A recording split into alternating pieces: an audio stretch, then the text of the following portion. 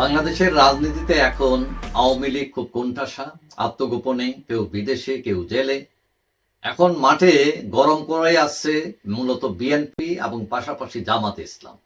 এখন জামাতে ইসলাম শেখ হাসিনা সরকারের পতনের পরই তারা যে কাজটা শুরু করেছে সেটা হলো প্রশাসন দখল, সাথে তারা অনেকটা দূরে সরে যাচ্ছে।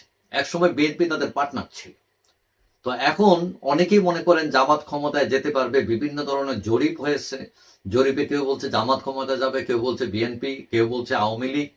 তো এখন নির্বাচন সামনে হবে এবং এই নির্বাচনকে সামনে রেখে বিভিন্ন ধরনের ক্যালকুলেশন আছে।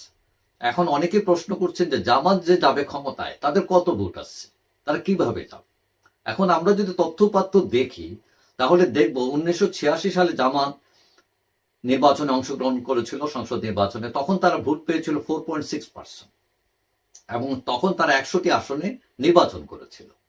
পরবর্তীতে 1991 সালেও তারা নির্বাচন করে, তখন তাদের ভোট একটু বেড়ে যায়, তখন তারা ভোট পায় 12.13%, মানে ধরেন 12.13% তারা ভোট পেয়েছিল টোটাল।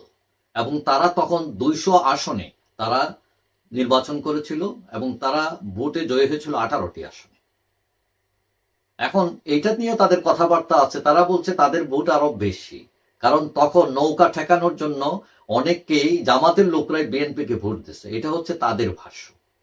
এবং 1996 সালের যে নির্বাচন হয় সেই নির্বাচনে তারা অংশগ্রহণ করে এবং তখন 8.61% ভোট পায়।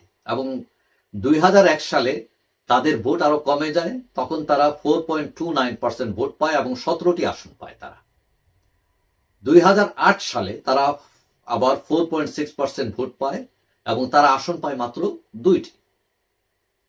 তো এখন আসনে তাদের তথ্যপত্রে দেখা যায় যে তারা প্রতি আসনে 88,000 ভোট পেয়েছে তারা প্রতি আসনে।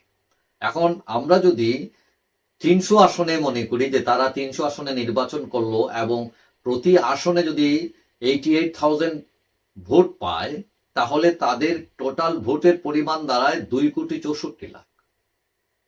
এখন জামাত দাবি করছে তাদের ভোট 20%।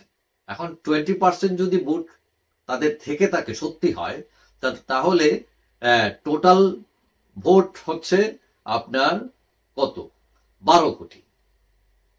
তো 12 কোটি ভোট, তো 12 কোটি 20% কত হয়? 2 কোটি সামথিং। তো তাহলে 2 কোটি সামথিং হলে তারা দেখা যায় যে তাহলে কত পার্সেন্ট, কত আসন পাবে, যে সেই হিসাবে তারা 60টার মতো আসন পাবে, 60 আসন পায় তারা, এটা তাদের হিসাবে। কিন্তু আমরা দেখছি যে তারা এই যাবৎ তাদের রাজনীতিতে সর্বোচ্চ 18 আসন পেয়েছে তারা 1991 সালে।